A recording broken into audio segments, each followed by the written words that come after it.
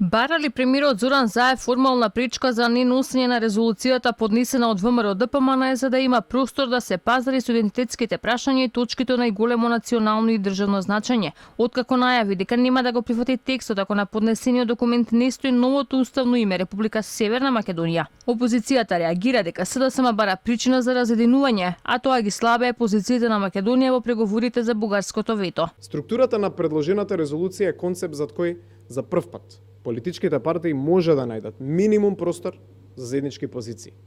За националните и државните интереси треба да го најдеме тоа што не обединува. Фактот што СДСМ одлучи да го промени својот став по трет пат и да отвара теми кои не се поврзани со содржината на резолуцијата, за жал, ги ослабнува позициите на Македонија во било какви идни разговори со Бугарија.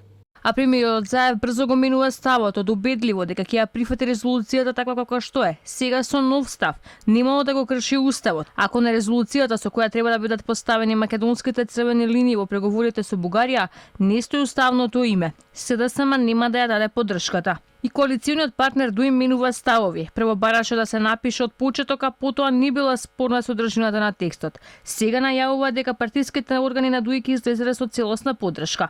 Од Алијанса на албанците се уште тактизираат со резолуцијата. Генералниот секретар на партијата Арбен Таравари вели дека нема ништо спорно во текстот кој повикува на национално обединување на клучните македонски интереси, ама не могат да го кажуваат својот став додека документот не биде ставен на дневен ред пред пратениците. Апсолутно нема ништо спорно. Прочитавме тоа што е, меѓутоа за изјаснување одлучивме кога ќе влезе тоа во процедура, ако не влезе во процедура, па зошто и да се изјаснуваме. Бидејќи резолуцијата не беше ставена на дневен ред на собраниска седница, ние оставивме кога ќе се стави на дневен ред, тогаш и да се изјасниме за тоа. Резолуцијата уште минатата недела беше доставена до собранискиот спикер Талат Џафери. Од неговиот кабинет немаат став дали токму новото уставно име, како што најави и Заев, е пречката да биде ставена на разгледување пред пратениците.